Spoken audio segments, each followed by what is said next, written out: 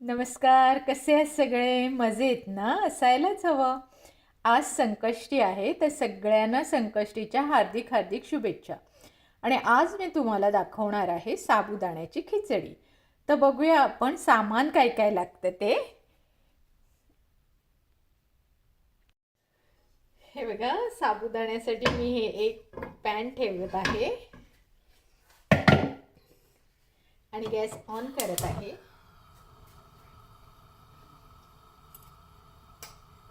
आणि हे नाण्याचं तूप याच्यात घालत आहे.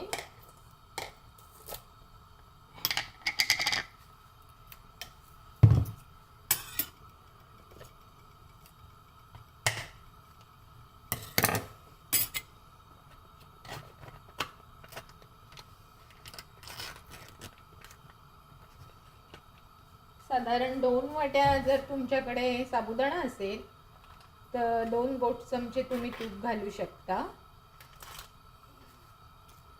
दाखवते तुम्हाला इथे. हे बघा, सुंदर रवाळ तूप आहे. हे 1 वाटी, 1 चमचा आणि हे 2 चमचे. तुम्हाला जास्त हवं असेल तर तुम्ही जास्त प्रमाणात घालू शकता, पण हे तूप एवढं इनफ होतं, कारण आपल्याला हेल्थ वाईज पण बघावं लागतं. म्हणून मी जरा थोडंच तूप घालत आहे.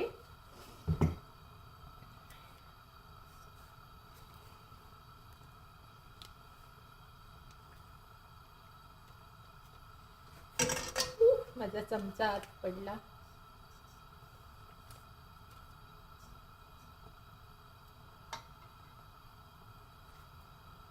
दुसरा चमचा घेते. आता फक्त तेल तापायची वाट बघत आहे. सॉरी, तूप तापायची वाट बघत आहे.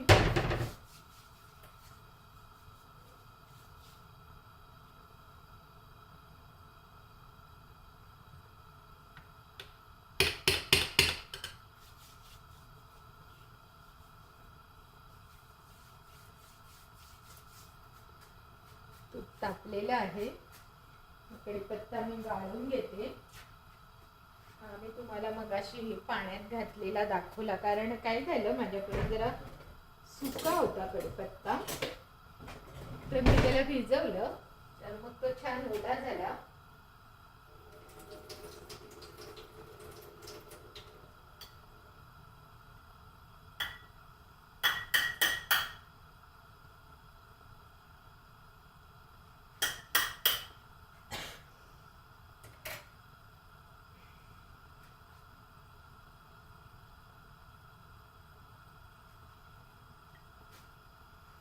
कढीपत्त्याला छान वास सुटलेला आहे.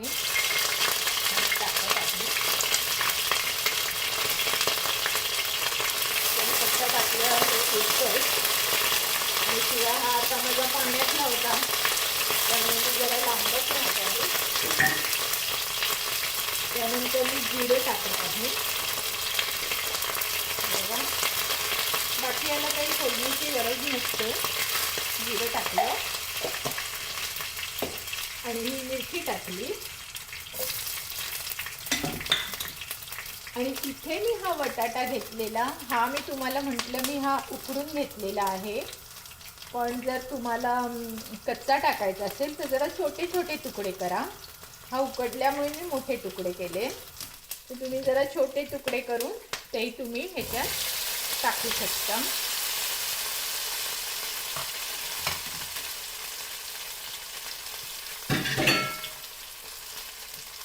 त्यानंतर तुम्ही टाकायचं आहे मीठ. साधारण थोडं अंदाज घेऊन मग टाकायचं. त्यानंतर टाकायचे आहे शेंगदाण्याचं कूट. हे बघा, हे मी असं जरा जाडसरच केलेलं आहे. हे शेंगदाण्याचं कूट टाकायचं. जेवढं तुम्हाला हवं असेल तेवढं टाकायचं.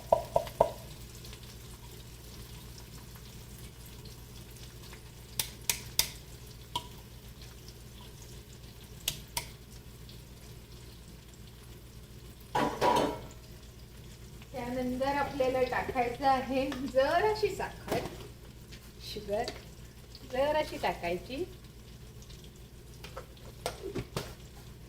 आणि त्यानंतर हा सगळा भिजवलेला साबुदाणा आहे बघा, तिथे किती सुंदर गोळे गोळे झालेले आहेत त्याचे.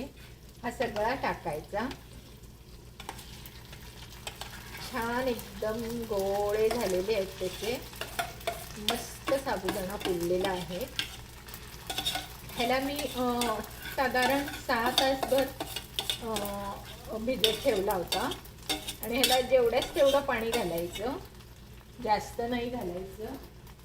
1 वाटी साबुदाणा असेल तर 1 वाटीच पाणी घालायचं. आणि मग हे छान असं तुम्ही ढवळून घ्यायचं.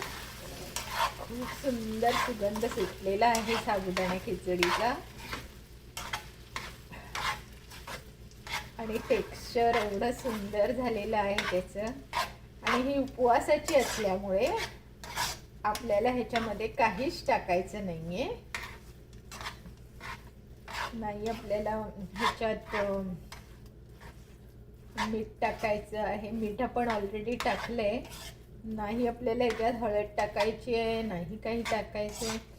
आणि आता ह्याचा कलर चेंज होईपर्यंत आपण ह्याला वाफ देणार आहोत. कारण का हे साबुदाणे थोडेसे मला वाईट दिसते. ते जरा पारदर्शक झाले पाहिजे. आणि हे जे असे कडक लागत आहेत ते जरा नरम झाले पाहिजे. तर आता आपण ह्याला वाफ देऊया. थोडा मीडियम गॅस करून यावर मी झाकण ठेवते.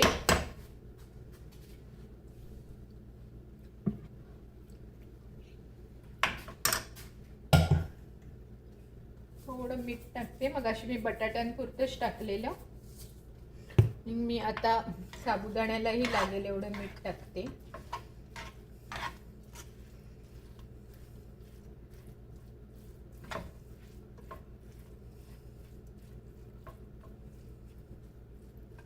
आणि याला मस्त एक वाफ काढते छानपैकी. मग दाखवते तुम्हाला. हे बघा आता एकदम दणकून वाफ काढलेली आहे. ही बघा दिसत आहे तुम्हाला. छान एकदम वाफ, मस्त सुगंध सुटलेला आहे. आणि ह्याचा आता कलरही चेंज झाला आहे. मी दाखवणार आहे तुम्हाला. मस्त सुगंध सुटलेला आहे.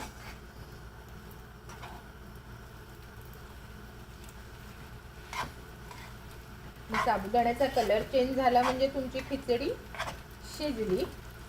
आता काय करायचं, तुम्ही त्याच्यामध्ये अर्धे लिंबू टाकायचं एका वाटीला. जर तुमच्याकडे 2 वाट्या असतील तर मात्र 1 लिंबू टाका.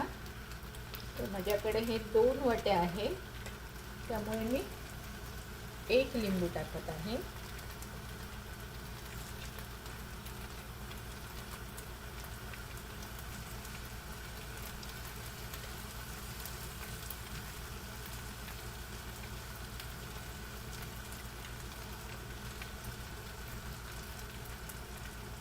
छान भरीव लिंब आहेत, एकदम पिळली तर छान रस येतो आहे.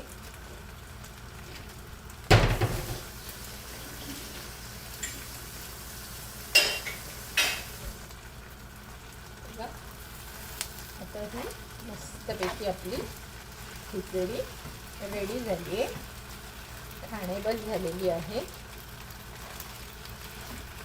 कढीपत्ता, मिरच्या, जिरं याचा मस्त सुगंध सुटलेला आहे. आणि मी तुम्हाला म्हटलं ना, तूप अगदी थोडंच टाकायचं, जास्त नाही टाकायचं.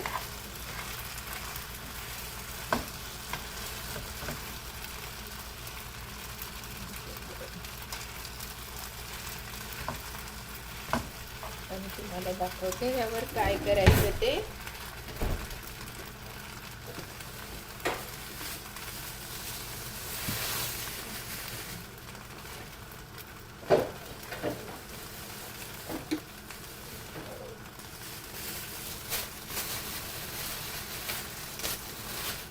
आणि बघा, ही थोडी कोथिंबीर घ्यायची.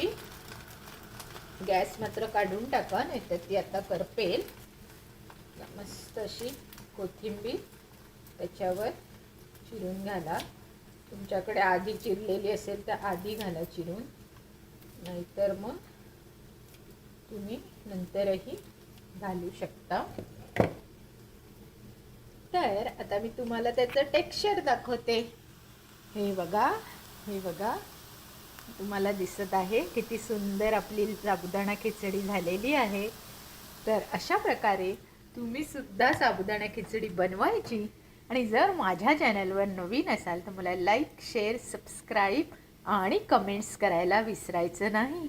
आणि हो, शिवाय तुम्ही कुठच्या देशातून पाहत आहात ते मात्र जरूर कळवा, म्हणजे मला तुम्हाला थँक्स म्हणता येईल.